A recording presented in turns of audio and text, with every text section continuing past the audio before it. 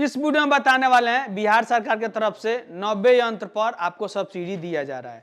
ये आपको सभी कोटि के लिए है। किस किस जो कि आपको यंत्र पर कितना अनुदान दिया जाएगा इसका आपको ऑनलाइन करके स्टेप बाय स्टेप बताने वाले। तो चलिए शुरू करते हैं। कृषि यांत्रिकरण में आपको जो अनुदान देने का सुनहरा अवसर किया गया है, आवेदन का जो अंतिम तिथि है 31/12/2022 तक रखा गया है।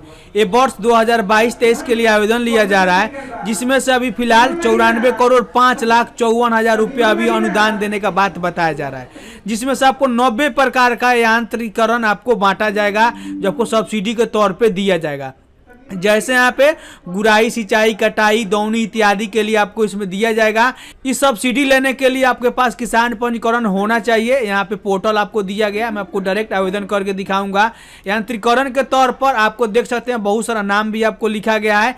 ये आपको लिस्ट में भी नाम आपको मिल जाएगा। यहाँ पे देख सकते हैं इसका थोड़ा बहुत आपको नमूना दिया गया है, जो स्क्रीन पर देख सकते हैं। किसी प्रकार से कोई भी आपको यंत्र चाहिए, जैसे आपको पंप भी चाहिए, जो आपको इलेक्ट्रिक पंप द्वारा खेत का पटवन किया जाता है, सिंचाई जाता है, वो भी चीज आपको मिल जाएगा।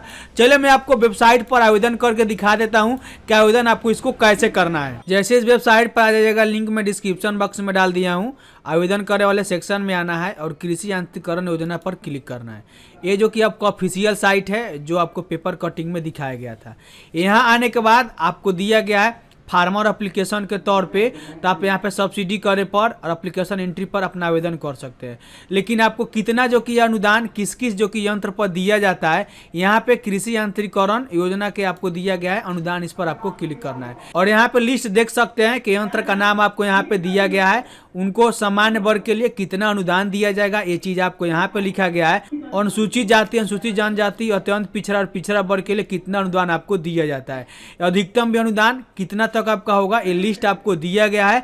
जो आपको 90 तरीका का जो यंत्र होता है उसमें आपको अनुदान दिया जाएगा, जो कि 90 आपको यांत्रिकरण का जो इसमें सिस्टम है, यांत्रिकरण है, वो आपको लिस्ट इसमें दिया गया है। अब आपको ऑनलाइन करना होगा इस सब्सिडी को पाने के लिए। तो इस वेबसाइट पर आकर सब्सिडी प्राप्त करने वाले सेक्शन में एप्लीकेशन एंट्री पर क्लिक करना है और यहाँ पे अपना किसान रजिस्ट्रेशन डालकर गेट रजिस्ट्रेशन पर डिटेल्स पर आपको क्लिक करना है। पूरा डिटेल्स आपका ऊपर में आ जाएगा, यहाँ पे आपको हाँ पर ही टिक करना होगा। अब आपको click here to fill other information पर क्लिक करना है और पूरा जो डिटेल्स हो जाएगा आपको देखने को आ जाएगा। अगर किसी प्रकार का इसमें करेक्शन करना चाहते हैं, जैसे मोबाइल नंबर चेंज करना चाहते हैं, बैंक अकाउंट नंबर चेंज करना चाहते हैं, तो उस टाइम में आपको किसान पंजीकरण में संशोधन करना होगा। उसके बाद ही आपको यहाँ पे संशोधन हो पाएगा, जो आपको स्क्रीन पर देख पाएगा। जो आपका बैंक अकाउंट दिए हैं, इसी बैंक अकाउंट में आपको सब्सिडी के तौर पर पैसा आएगा, जो आपका अनुदान उस यंत्र पर बनेगा। अब आपको यहाँ पे पंचायत को सिलेक्ट करना है, आपका पंचायत कौन सा है। अब आपका गांव कौन सा है, गांव को सिलेक्ट करना है। कैटेगरी आपका कौन सा है, कैटेगरी आपने इसमें सिलेक्ट कर लीजिएगा।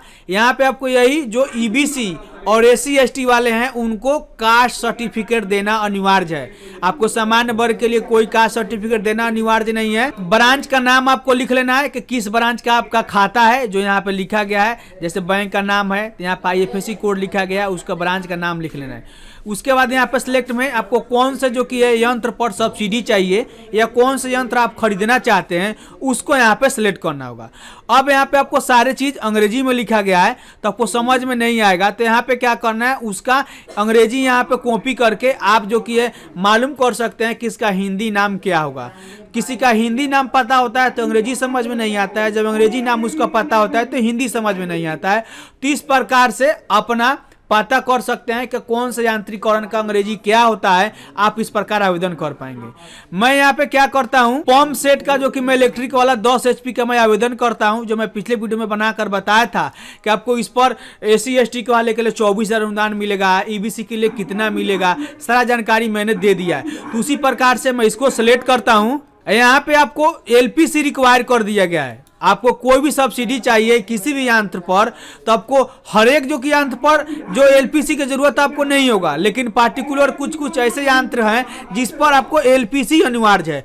LPC आपको वेबसाइट पर मिल जाएगा, जहां से आप दाखिल खारिज करते हैं बिहार भूमि पर ऑनलाइन कर सकते हैं। लेकिन वहां पे वो साइट का एरर के चलते आपको ऑनलाइन के माध्यम से LPC नहीं बनता है, तो आपको कर्मचारी द्वारा अपने हल्का में जाकर, जहाँ पे आपका ब्लॉक पड़ेगा, जहाँ पे निबंधन कार्यालय आपका जमीन का होता है, वहां पे जाकर अपना LPC बनवा सकते हैं। LPC का ये फंडा होता है ना लैंड पोजीशन सर्टिफिकेट, कि आपको दादा परदादा का भी जमीन होता है या पट्टी परिदार किसी का भी, तो अपने नाम से जो कि वंशावली उसमें दिखाकर आप एलपीसी अपने नाम से बनवा सकते हैं। इसमें कोई रुकावट आपके लिए नहीं होता है। तो एलपीसी अगर आपके पास नहीं होता है तो कोई सब्सिडी आपको नहीं दिया जाएगा।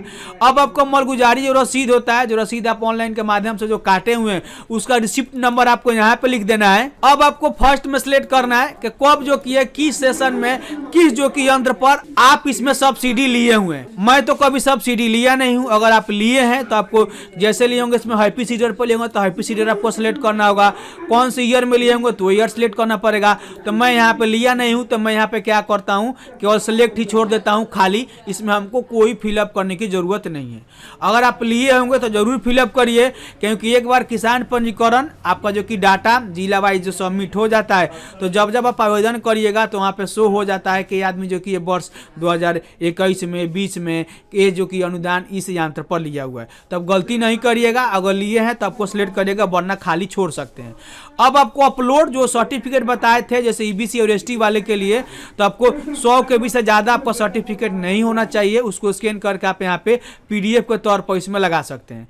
अब एलपीसी जो मैंने बताया था दादा परदादा के नाम से जो आपका खेत का रसीद होगा अपने नाम से एलपीसी बनवाकर, वो भी आपको 100 के भी से ज़्यादा नहीं होना चाहिए। आपको अपलोड करना अनिवार्य है। अगर आप एलपीसी नहीं देते हैं तो आपको किसी भी यंत्र पर कोई सब्सिडी नहीं दिया जाएगा। तो यहाँ पे आप एलपीसी ला लीजिएगा और करंट जो मलगुजारी रसीद, जैसे यहाँ पे जब एलपीसी आप बनवाते हैं तो वहाँ पे उसी जो कि मलगुजारी रसीद के द्वारा ही एलपीसी बनता है, तो उसी एलपीसी के लिए आपको मलगुजारी रसीद को भी अपलोड करना होगा प्रूफ के तौर पे कि हम जो कि इस मलगुजारी रसीद के द्वारा हमने एलपीसी बनवाया है, तो उसको भी यहाँ पे आपको अपलोड करना होगा। यहाँ पे 100 के भी है। अब ऐसा नहीं है किसी के पास एक ही जमीन जो कि 2 बीघा का है 5 बीघा का है तो अपलोड करेगा। एक से ज्यादा भी आपके पास मलगुजारी रसीद होता है तो आप अपलोड करने में थोड़ा सा दिक्कत होगा। तो जो आपको ज्यादा वाला मलगुजारी रसीद होगा, जो खेत का रसीद होगा, वो आप इसमें अपलोड कर सकते हैं। यहां तक कि मैं आपको बता दूं, नहीं भी है तो आप इसको छोड़ भी सकते हैं, लेकिन एलपीसी आपको देना बिल्कुल अनिवार्य है। अब आपको नीचे में आ जाना है, आपको इंटर एक पासवर्ड बना लेना है। आप स्टेटस का भी चेक करेंगे या कुछ आपको अपडेट करने का आएगा। इसमें 2-3 समन्वयक और सलाहकार द्वारा आपको अप्रूव किया जाता है, तब दावा रसीद भी निकलता है, उसको अपलोड करके फिर से जमा करना होता है। तो यहाँ पे पासवर्ड क्रिएट करना होगा। पासवर्ड क्रिएट करने के लिए आपके पास कोई अल्फाबेटिकल नंबर डाल लीजिएगा, स्पेशल कैरेक्टर्स डाल लीजिएगा और दोबारा वही जो कंफर्म करके पासवर्ड यहाँ पे डालकर, ये आपको कैप्चा दिख रहा है यहाँ पे डालकर सबमिट कर लीजिएगा। पूरा डिटेल्स आपका आ जाएगा, एक बार देख लीजिएगा। सब कुछ आपको सही होता है तो फाइनल सबमिट आप कर पाएंगे। तो यही था जो कि आप ऑनलाइन के माध्यम से किसी भी यांत्रिकरण के लिए आप सब्सिडी प्राप्त करना चाहते हैं तो 90 यंत्र पर आपको सब्सिडी दिया जा रहा है। तो ऑनलाइन के माध्यम से इस प्रकार आवेदन दे सकते हैं। ये जो कि आवेदन देने के तकरीबन 6 महीना 4 महीने के बाद अप्रूवल मिलता है। उसके बाद आपको लास्ट तक जो कि ये पैसा अनुदान के तौर पर जो किसान रजिस्ट्रेशन में आपने बैंक अकाउंट दिया है उसी खाते में आपको डाल दिया जाता है। इसके लिए आप कोई भी आप यंत्र खरीदें तो जीएसटी विथ जो कि अपना पर्ची उसमें लगाएं, क्योंकि वो जीएसटी पर्ची कृषि डिपार्टमेंट में भी भेजा जाता है, उसके अप्रूवल होता है, तब जाकर पैसा आपके खाते में डाला जाता है। ऑनलाइन करने के बाद अपना जो कि समन्वयक सलाहकार द्वारा मिलकर प्रखंड स्तर पर जाकर इस कागजात को जरूर सबमिट करिएगा कि उनको जो कि पता भी चले कि हमारे जो कि पंचायत और गांव से सब्सिडी के तौर पे यंत्र वाला रजिस्ट्रेशन आपने जो किया हुआ है। तब आपको कुछ दिनों के बाद तकरीबन 5 से 6 महीने बाद ही आपके खाते में जो सब्सिडी आपका होगा, जो किसान पंजीकरण में अपने अकाउंट नंबर दिया होगा, उस खाते में पैसा आपको आ जाएगा। और अभी भी इस वीडियो संबंधी किसी भी तरीके का प्रश्न है तो कमेंट करके पूछ सकते हैं। मैं हूं राज शर्मा, फिर मिलते हैं नए टॉपिक के साथ। तब तक के लिए जय हिंद।